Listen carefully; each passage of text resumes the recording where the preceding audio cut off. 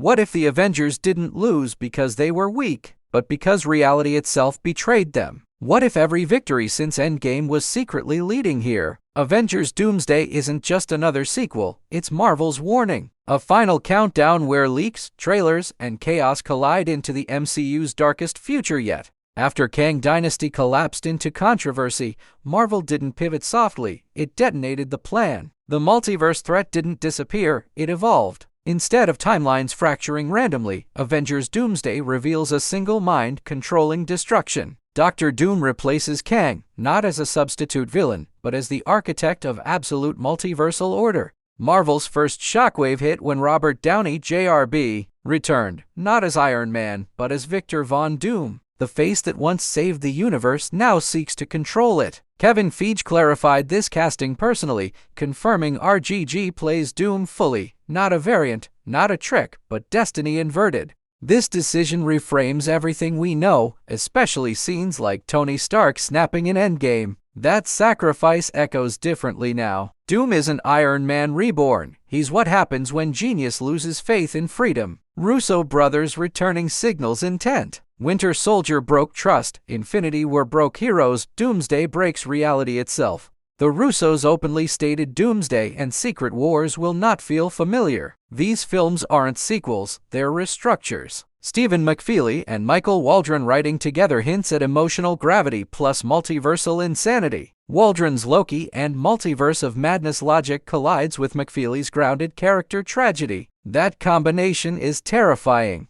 Marvel confirmed Doomsday ends arcs for many characters, meaning deaths aren't shock value, they're structural. This isn't Infinity War's cliffhanger style, it's more like Logan-level finality. Every appearance matters. Every choice carries consequence. The official lineup alone feels like a Secret Wars finale masquerading as a single movie. Thor returns bearing cosmic exhaustion, like Odin before him. Storm joins, finally Maku Cannon powerful. Sam Wilson leads as Captain America, tested beyond shields. Winter Soldier stands beside him, haunted but loyal. Shuri, Ant-Man, Namor, Shang-Chi, and the Thing confirm Earth, cosmic, and mythic fronts collapsing simultaneously. Then comes the mutant explosion. Professor X, Magneto, Cyclops, Mystique, Gambit, Nightcrawler, Beast. This isn't a cameo parade. This is the X-Men entering during extinction-level threat. Leaks show comic-accurate suits, signaling respect and permanence.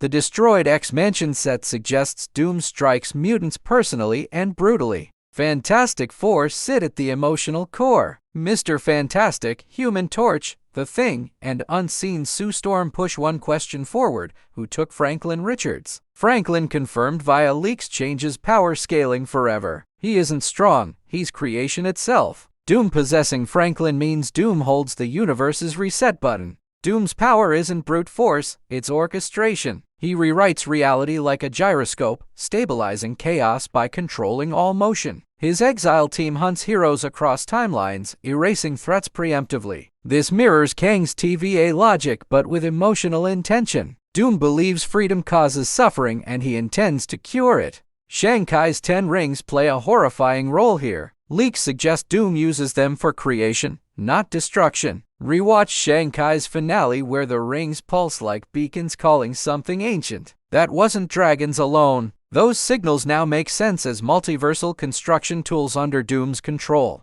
Thor's storyline reconnects us to eternity. Love, introduced in Love and Thunder, holds living universe energy. She warns Thor of incoming incursions, scenes echoing Heimdall's cosmic visions. Thor reaching the TVA explains leaks of his body double there. Loki's 2012 escape created scars nobody noticed until now. Monica Rambeau and Maria Rambeau as binary bridge cosmic realms. Their powers react violently to multiversal collision, similar to Monica's glitching in the Marvel's post-credit scene. Captain Marvel reportedly enters later, meaning her power alone isn't enough. This war requires coordination, sacrifice, and leadership beyond strength. Sam Wilson's Avengers operate from Earth 616, defending collapsing reality locally. Meanwhile, new Avengers handle multiversal missions. Kate Bishop, Cassie Lang, Ms. Marvel represent hope fighting extinction. Yelena, Red Guardian, Us Agent, Ghost show gray morality rising. This isn't good versus evil, it's survival versus control. Doctor Strange initially denied appearing, then confirmed it. That secrecy matters. Strange understands incursions better than anyone. Scenes may parallel Multiverse of Madness when he views millions dying silently. Klee, Wong, Sylvie, Wanda contribute mystical chaos. Wanda returning suggests redemption tied to destruction, not forgiveness. Captain America's fate defines Doomsday. Leaks claim Cap choosing Peggy in the 1960s triggered Doom's timeline. Rewatch Endgame's ending. That quiet dance now feels ominous. Doom blames Cap for fractures. To restore balance, Cap must die permanently, closing the loop he unknowingly opened decades earlier. That 1960 seconds house set leak confirms this theory visually. Doom confronting past Cap recontextualizes heroism itself. Is choosing love over duty selfish if it destroys reality? The mood mirrors Civil War's airport tragedy. No villains, only consequences. Cap's death becomes necessary, not glorious. That's Marvel growing up. Spider-Man and Deadpool entering guarantees tonal contrast, but don't expect jokes without cost. Deadpool breaking reality fits Doom's gyroscope metaphor. Spider-Man, after No Way Home isolation, represents personal sacrifice. These characters survive chaos differently. One laughs through pain, the other endures it silently. Doom exploits both philosophies mercilessly. Ghost Rider's rumored appearance hints supernatural judgment. Doom fearing nothing but cosmic law summons hellfire consequence. Sentry appearing elevates danger. Bob's unstable power rivals God's. Doom controlling or neutralizing Sentry proves dominance. This mirrors Void imagery from comics and reinforces that brute power fails against strategic omniscience. Filming security reportedly rivaled Endgame. Actors isolated scripts, fake scenes shot. Motion sensors on Rejay's face suggest heavy CGI blending Doom's mask expressions. The muscle suit implies physical intimidation, not armored reliance. Doom won't hide behind tech. He confronts heroes directly, proving superiority face to face.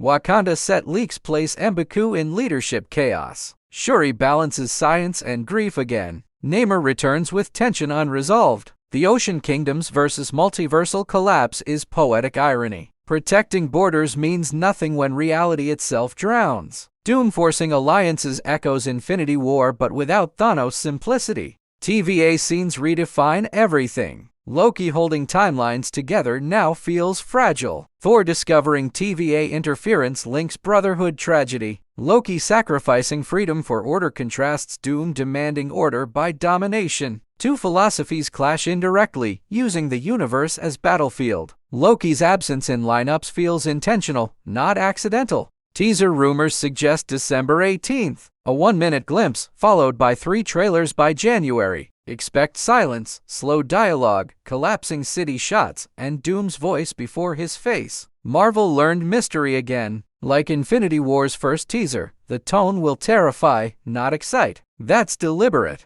Avengers Doomsday isn't about winning. It's about choosing what deserves to exist. Heroes interfere, Doom stabilizes. Both cause destruction. The question isn't who is right, but whose vision survives. Secret Wars then rebuilds. A soft reboot merging X-Men, Avengers, Fantastic Four into structured narrative clarity. This explains Marvel's recent chaos. Phases 4 and 5 feel fragmented because they are fractures. Doomsday doesn't fix inconsistencies, it weaponizes them. Every complaint becomes canon disaster. Meta storytelling without breaking immersion. That's bold. That's risky. That's why Marvel waited before revealing Doom properly. Franklin Richards remains the ultimate threat and hope. If Doom controls him, reality resets authoritarian. If heroes save him, universes coexist responsibly. Sue Storm's absence fuels urgency. A mother chasing her stolen child across collapsing worlds humanizes multiversal stakes better than any explosion or speech ever could.